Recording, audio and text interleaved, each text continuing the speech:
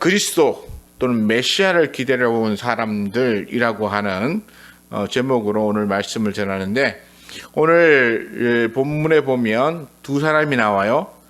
한 사람은 25절에 보니까 예루살렘에 시므온이라 하는 사람이 있으니 이렇게 되어져 있습니다. 그러니까 시므온이라고 하는 아주 나이 많은 유대인 사람이 있어요. 네, 이름은 시므온입니다. 근데 그가 누구인지 알 수 없습니다. 여기에 보면 시므온에 대한 다른 정보는 하나도 없어요. 예루살렘에 있다는 것 외에는. 그리고 두 번째 사람은 누구냐면 36절에 가니까 아셀 지파 바누엘의 딸 안나라고 되어져 있습니다. 그리고 그가 7년 동안 결혼해서 7년 동안 남편과 살다가 과부가 되어서 80세가 될 때까지 예루살렘 성을 떠나지 않고 거기서 기도하면서 살았다라고 하는 이 안나에 대한 정보는 시므온보다 좀 더 많아요. 좀 더 많고 안나가 어떤 지파 사람인가 하는 것도 여기서 살펴볼 수 있도록 그렇게 정보를 제공하고 있는데, 시므온에 대해서는 뭐 다른 정보가 없어요. 그래서 예루살렘에 살고 있는 사람. 그런데 시므온이라고 하는 이름 자체가 특히나 이 정보의 명확성을 좀 제공하진 못해요. 왜냐하면 당시에 예수라고 하는 이름도 우리가 알고 있는 메시아 예수 말고도 수많은 사람들이 예수라고 하는 이름을 썼다고 하는 것을 우리가 알고 있는데요. 그만큼 이런 이름들이 많이 불려졌습니다. 특히나 시몬이라고 하는 이름은 예루살렘 안에서 굉장히 많은 사람들이 사용한 이름으로 그렇게 알려져 있습니다. 그렇게 많은 사람들이 사용한 이름을 가진 이 한 사람이 예루살렘에서 메시아를 기다리고 있었다라고 하는 것을 우리가 생각해 보면, 우리가 뭘 생각해 볼 수 있냐면, 우리 보통 일반적인 사람들, 그리고 우리의 모든 사람들이 다 메시아를 기다릴 수 있고 또 기다리는 사람이 되어야 하겠구나라고 하는 생각을 가져볼 수 있는 거죠. 모든 사람들. 그러니까 누구는 특별하고 어떤 성경학자는 이 신문을 그 당시에 가마리엘 학파의 뭐든 굉장히 뛰어난 유대 지도자 이렇게 얘기하는 분도 있었다고 하는데요. 그거는 그냥 추정에 의한 것이지 정확히 이 시몬이 어떤 사람이다라고 하는 것에 대해서 알 수가 없다는 거예요. 그러니까 시몬은 그 당시에 시몬이라고 하는 유명한 사람이 있었는데 아마 그 사람이지 않겠는가라고 누군가가 추정해 볼 수도 있지만, 그러나 그는 일반적으로 많은 사람들이 가지고 있는 이름 중에 한 이름인 것을 우리가 인식하면 우리 평범한 모든 사람이 다 시몬이 될 수 있다라고 생각해 보면 더 우리에게 은혜가 넘치는 이름이라고 우리는 생각합니다. 먼저 22절부터 우리가 살펴보는데요. 성경에 보니까 모세의 율법대로 정결 예식의 날이 참에 아기를 데리고 예루살렘에 올라갔다라고 되어 있습니다. 정결 예식이 뭡니까? 아이가 태어나면 제 8일째 되는 날 할례를 해줘야 돼. 할례. 남자아이 경우에 할례를 해줘야 되는데, 이 할례는 이제 예루살렘 성에 가서 제사장에게 보이고 그 제사장이 이 정결의식에서 할례를 해주고, 그리고는 이제 그 부모는 우리 성경에 나와 있는 대로 비둘기와 예물을 가지고 제사를 드립니다. 그러므로서 정결의식을 치르게 되는데, 아마도 예루살렘에는 이제 베들레헴에 있을 때에 아마 올라간 것 같아요. 그러니까 원래 이 요셉과 마리아의 집은 좀 더 다른 곳에 있었죠. 근데 그들이 이제 베들레헴에 이제 올라와서 그들이 호적하고 기다리고 있던 그 사이에 아기를 낳았기 때문에 거기서 이제 8일 동안 지내다가 이제 8일째 되는 날 아기의 정결 예식을 위해서 예루살렘에 올라와서 이렇게 예물을 드리면서 드립니다. 이건 이제 어떤 의식에 대한 것이냐면 유대 율법에 보면 처음 난 짐승의 새끼를 여호와께 드리도록 규정되어져 있는 율법이 있어요. 이 율법은 하나님께서 모세에게 주신 율법인데 이 율법의 근거는 어디에 있냐면 출애굽 과정에서 애굽에 하나님께서 내리신 10번째 재앙에 근거해서 하나님께서 너희의 첫 번째 난 것은 하나님께 바치라라고 그렇게 말씀하고 있어요. 애굽에서 10번째 재앙을 내릴 때 첫 번째 난 것들은 짐승이나 또는 사람이나 또는 모든 것의 첫 번째 새끼는 다 어떻게 되었습니까? 10번째 재앙 때 다 죽었어요. 그렇죠? 그리고는 이제 하나님께서 집의 문설주에다가 이렇게 양의 피를 발라놓은 히브리인 유대인들의 집만 이렇게 건너가셨죠. 그래서 유대인들의 집에는 첫 번째 난 자녀와 또 짐승의 새끼들은 다 살아남았습니다. 그러면서 하나님께서는 이 첫 번째 난 것은 여호와의 것이니 여호와께 드리라라고 하는 말씀을 율법으로 주셨고 그 율법에 따라서 하나님께 이 첫 번째 난 것은 다 하나님께 바쳐요. 그런데 하나님의 것으로 바치는 이 제사는 이 짐승들은 제물로 바쳐지는데 사람은 그렇게 제물로 바치지 않죠. 그러니까 하나님께서는 이렇게 사람은 제물로 바치지 않는 대신에 이렇게 8일째가 되는 날 올라와서 사람당 1인당 5세겔씩 하는 속전을 드리면서 제사를 드리게 만드셨는데 바로 이 첫 번째 의식, 정결의식 날 이것이 지금 예수님의 부모님이 예루살렘 성에 올라와서 그렇게 그 의식대로 지금 이렇게 제사를 드리는 것입니다. 그래서 23절에 보니까 주의 율법에 쓴 바 첫 해에 처음 난 남자마다 주의 거룩한 자라 하더라. 한 대로 아기를 주께 드리고 또 주의 율법에 말씀하신 대로 산비둘기 한 쌍이나 혹은 어린 집비둘기 둘로 제사하려 함이더라 이렇게 말하고 있어요. 그러니까 제사하기 위해서 지금 예수님을 안고 예수님의 부모님이 예루살렘 성에서 올라와서 이렇게 성전으로 제사하기 위해서 지금 막 이제 들어가는 중이었어요. 이제 여러분 생각해 보세요. 아기를 안은 마리아와 또 옆에 서 있는 요셉 이 사람들이 지금 예루살렘 성으로 들어가고 있습니다. 근데 이 두 사람은 우리가 생각해 보면 굉장히 화려하고 깨끗한 옷을 입은 사람이었을까요? 그렇진 않죠.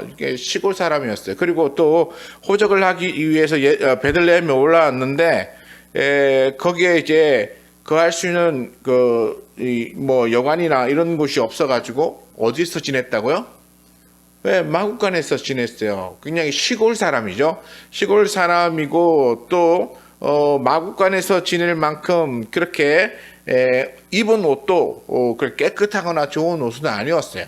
그러니까 매우 허름한 옷을 입고 이 아기를 안고 올라온 뭐 젊은 부부라고 그래야 할까? 마리아는 일단은 젊고 요셉도 뭐 그렇게 나이가 크게 차이가 나지 않았을 거라고 생각하는데 뭐 20대나 30대 아마 그 정도였을 거라고 생각되는데요. 이 젊은 부부가 아기를 안고 이렇게 들어왔을 때 예루살렘 성에서 이 두 부부를 기쁨으로 맞아줄 수 있는 환영할 수 있는 사람이 있을까요, 없을까요? 예, 아무도 없죠. 그냥 좀 화려하게 막 입고 있으면 사람들이 뭐 이렇게 보고 쫓아와서 구경이라도 하려고 하겠지만 그러나 허름한 옷을 입은 시골 부부가 아기를 쌌는데 아기를 싼 이것도 그냥 강보예요. 강보라고 하는 것은 매우 거친 천을 이야기하는 것인데 그런 천으로 싼 이 아기를 안고 온 부부를 지금 25절에 보니까 시몬이라고 하는 사람이 와서 맞아주는 거예요. 시몬이라고 하는 사람. 굉장히 나이 많은 사람인데 나이 많은 이 할아버지가 와서 맞아주는 거예요. 이 사람이 아까 어떤 무슨 문화의 어떤 굉장히 높은 사람이라고 누군 추정하고 있고 또는 어떤 이들은 그렇지 않고 다만 예루살렘에 있는 많은 사람 중에 한 사람이다라고 말하는 그런 사람이지만 그러나 보니까 이 사람은 어떤 사람이었냐면 25절 좀 더 읽어보면 이 사람은 의롭고 경건하여 이스라엘의 위로를 기다리는 자라 그리고 성령이 그 위에 계시더라 이렇게 말합니다. 적어도 이 시몬은 의로운 사람이에요. 그리고 경건한 사람이에요. 의롭고 경건하다라고 하는 것은 우리는 이렇게 누군가에게 의롭다, 경건하다 인정받을 수 있다는 것은 그 사람이 예루살렘 성에서 지내면서 다른 사람들에게 어떤 모습을 보였는가라고 하는 것에 대해서 우리가 대충 짐작해 볼 수 있죠.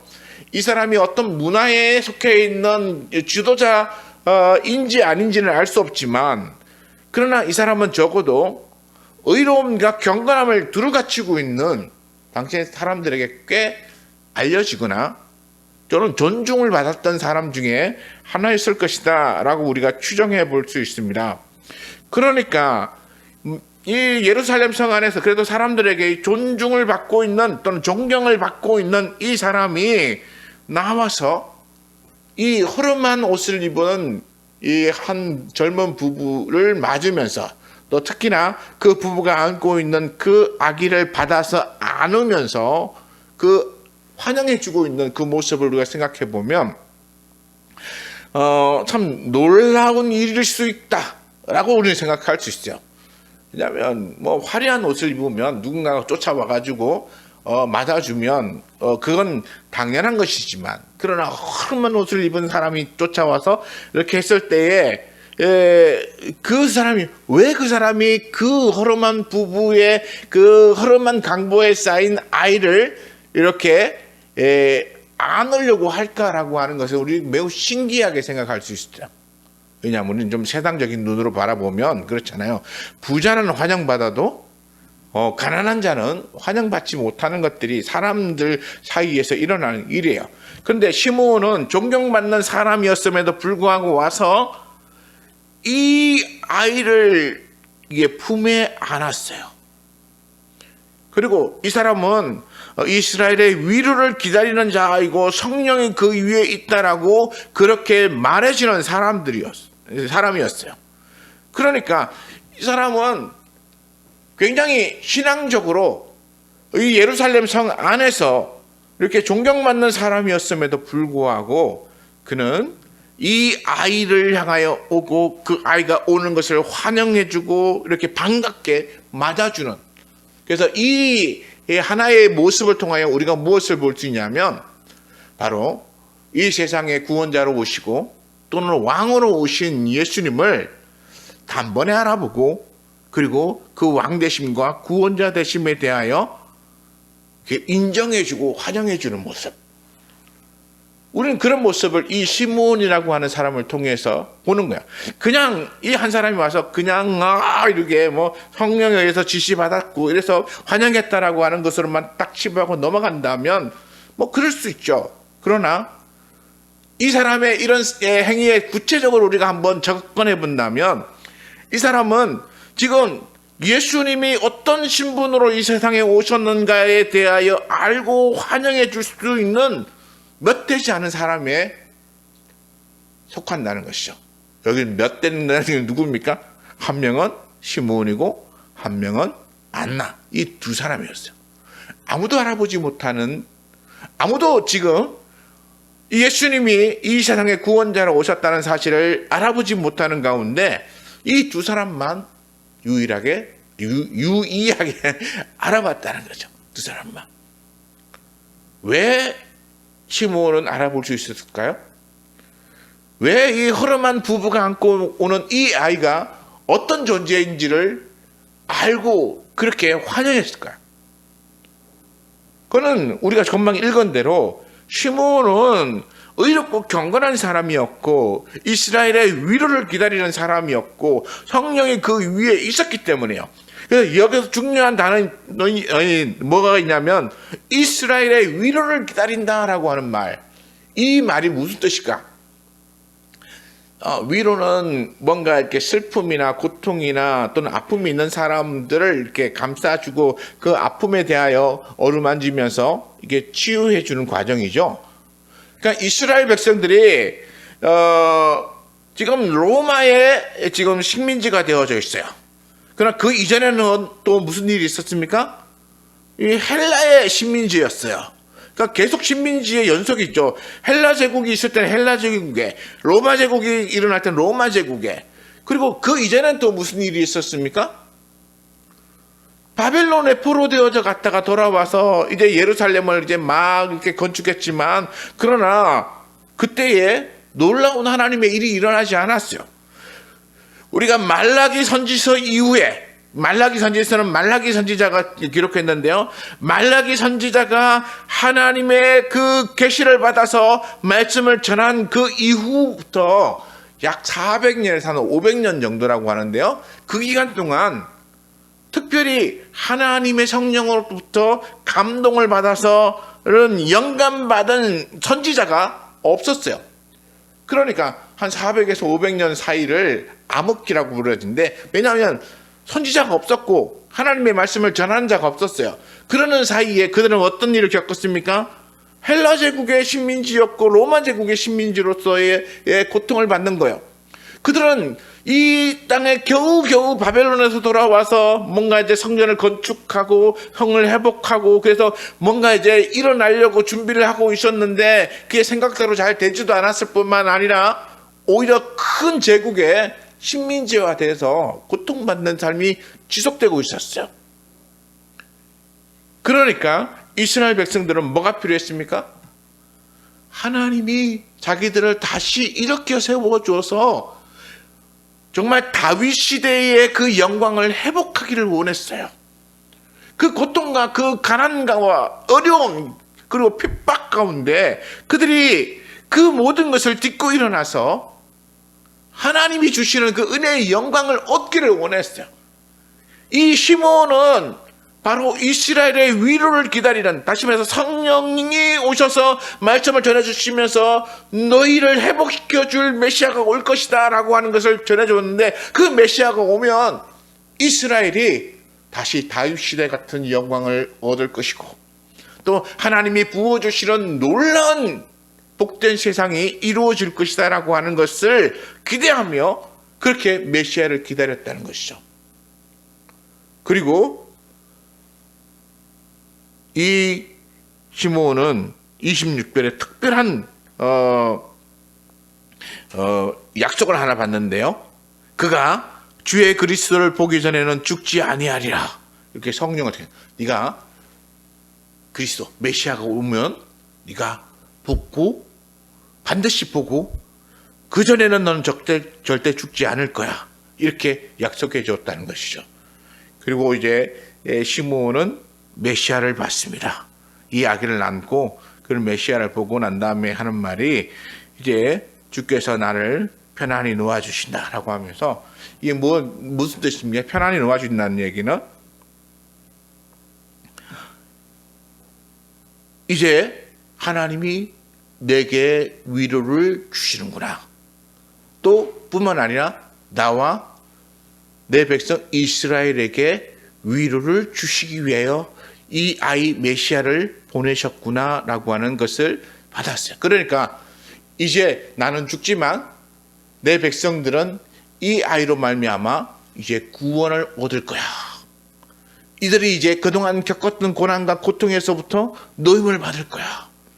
그러니 나는 이제 앞으로 이루어질 이 아이를 통하여 이루어질 그 놀라운 구원의 은혜를 보지 못하지만 그러나 이 아이가 왔다는 것만으로 이미 구원이 이루어질 것에 대한 확신을 받고, 그리고 시므온은 내가 평안히 죽을 수가 있구나 라고 그렇게 고백한 것입니다. 오늘 우리는 어떻습니까? 시므온과 같습니까? 시므온처럼 누군가를 기다리고 있습니까? 시므온처럼 우리 하나님이 우리에게 약속하신 것을 기다립니까? 또는 우리 하나님이 우리에게 위로를 주실 것에 대해서 기다리고 있습니까? 그리고 그 기다림에 대해서 우리는 언제까지 어떻게 기다리고 어떻게 바라보고 있습니까? 시므온은 몇 살 때부터 이것을 약속받았는지 알 수는 없지만, 그러나 그는 이 예루살렘 성에서 의롭고 경건한 사람으로 인정받을 만큼 그런 믿음을 지키는 사람이었고, 그리고 성령이 그와 함께 하실 만큼 인정받는 사람이었어요. 그리고 많은 사람들이 그가 이스라엘의 위로를 기다리는 자다라고 하는 사실에 대해서 알 수 있을 만큼 그런 믿음으로 기다리는 사람이었어요. 우리의 신앙은 이 시므온의 이 모습에 비추어서 우리도 그와 같아야 될 것이 아닌가라고 생각해 보는 거예요. 우리도 의롭고 경건한 모습으로 우리 주 예수님이 다시 오시는 그날을 기다려야 되는 거예요. 그렇죠? 그리고 우리 주 예수님이 다시 오실 때에 우리의 현실적인 삶에서 우리가 고통받고 우리가 겪고 있는 이 어려움과 외로움과 눈물의 시간들을 우리 주님이 오시면 위로해 주실 거라고 하는 그 위로에 대한 기다림을 우리는 기다릴 수 있는 사람이어야 되는 거예요. 그리고 우리는 한 가지 더, 그 위로를 보기 전에 어쩌면 시므온처럼 죽지 않고 기다릴 수 있는 사람이지 않을까. 우리는 우리 생애 안에, 내가 살고 있는 삶 안에 우리 주님이 이 땅에 오셔서 내게 그 구원을 보게 하실 수도 있지 않을까라고 하는 그런 믿음의 모습으로 우리는 기다릴 수 있어야 되는 것입니다.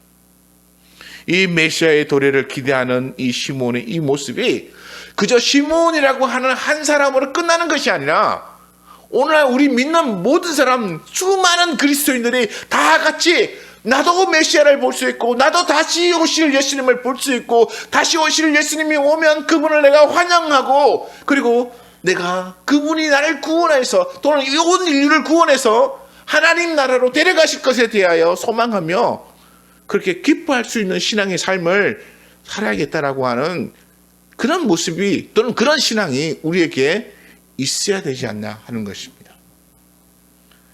또 두 번째 사람, 아셀 지파 바누엘의 딸 안나에 대해서 보는데, 안나는 선지자입니다. 나이가 매우 많았다라고 말합니다. 결혼 후 7년 동안 남편과 살았지만 과부가 되어서 84세가 될 때까지 살았어요. 그러면 한 7년을 과부로 산 거죠. 과부로. 알죠. 결혼 전에 나이도 있으니까 그거 빼면 과부로 산 건 77년은 안 될 수 있는데, 어쨌든 굉장히 오랜 기간을 과부로 살았습니다. 혼자 산 여인의 이 눈물이라고 하는 것은 남자인으로서는 제가 잘 모르겠어요. 그러나 외롭게 살면 그 마음에 쌓이는 고통과 또는 아픔과 또는 위로에 대한 것은 우리는 매우 컸을 것이라고 우리는 생각해 보게 되는데요. 이 안나도 이 성전을 떠나지 않고 성전에서 기도하는 사람이었어요. 37절에 보니까 성전을 떠나지 아니하고 주야로 금식하며 기도함으로 섬기더니 매우 신실한 신앙의 삶을 보였어요.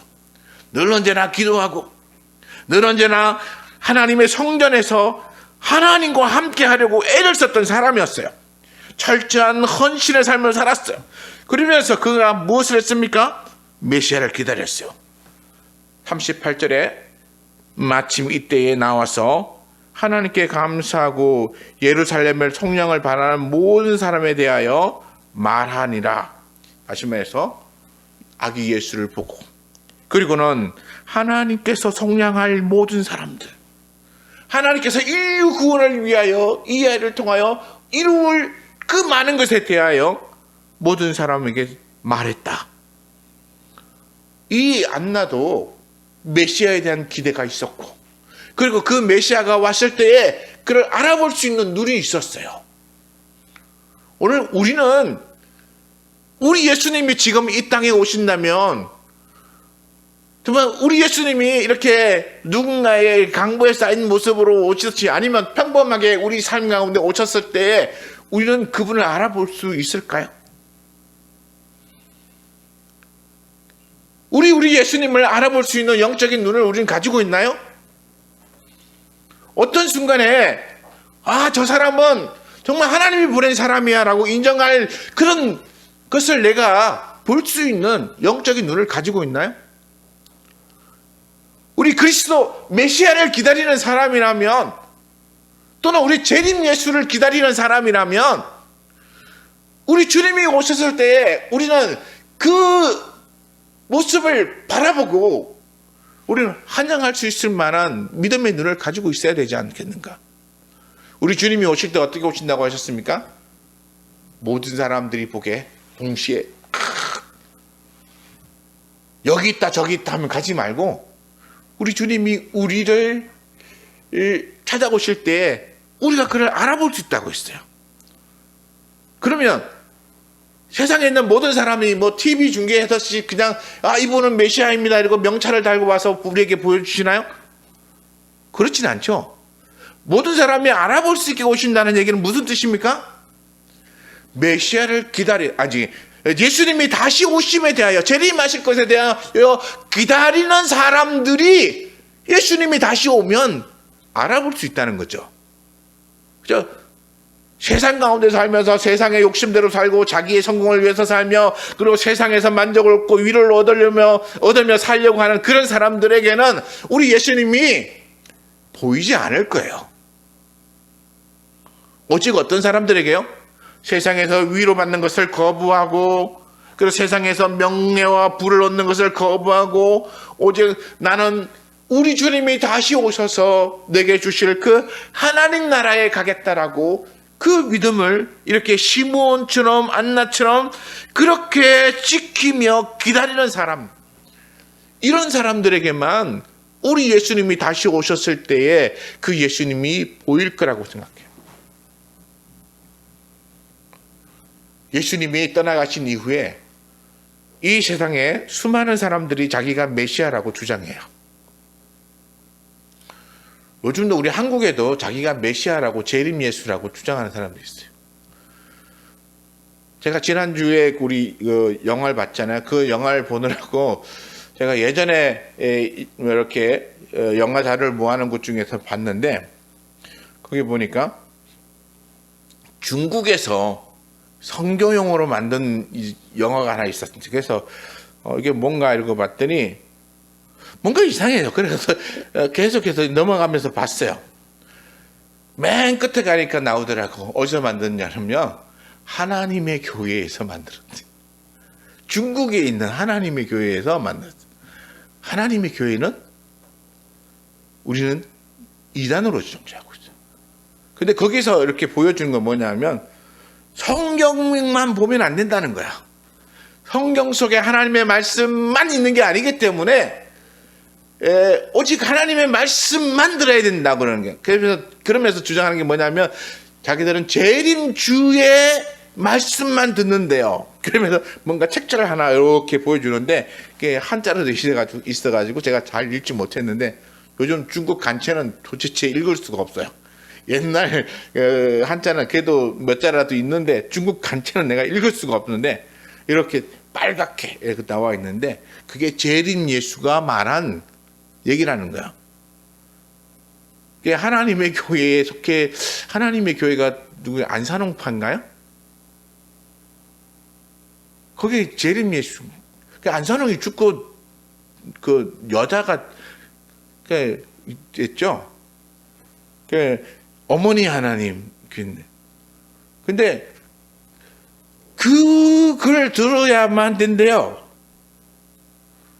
그 사람들 눈에는 재림 예수가 안산홍이었고, 그 다음에 안산홍이랑 동거하는 여인은 정식으로 결혼하지 않은 걸로 내가 알고 있는데 동거하던 여인이었어요.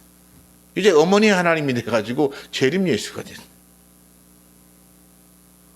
우리가 깨어서 기도하지 않으면 우리의 영의 눈이 어두워져 가지고 우리 예수님에 대하여 분별하지 못하는 거야. 엉뚱한 곳에 가서 헤매고 여기가 메시아가 있다 저기가 메시아가 있다 이러면 우르르 쫓아가고 저르르 쫓아가고 어디서 뭐 누군가 영적인 치료를 한다 신유는 다 뭐 은사를 베푼다 예언을 한다 이러면 사람들이 우르르 쫓아가는데 그런 신앙을 가지고는 우리 예수님이 오셨을 때 알아볼 수 없어요.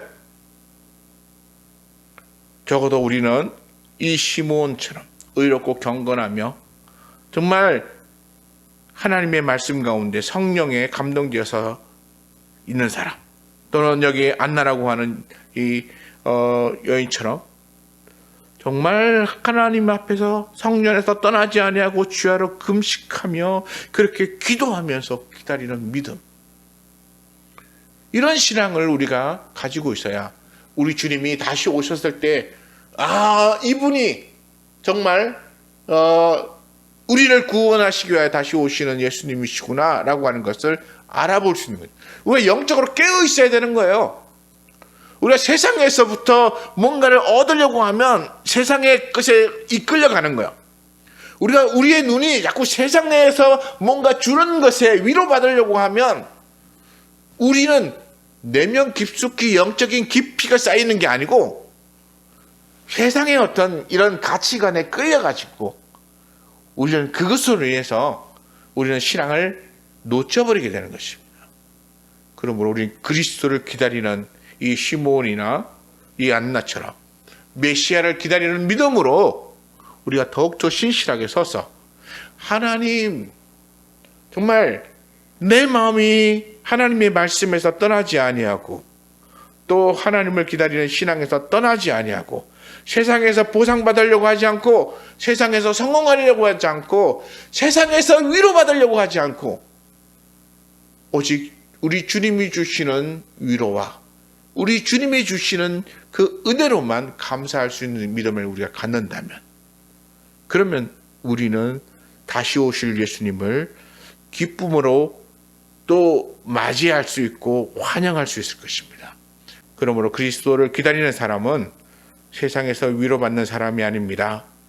오직 우리 주님으로부터만 위로받는다는 사실을 기억하시고 믿음을 끝까지 지키시는 저와 여러분 되시기를 축원합니다.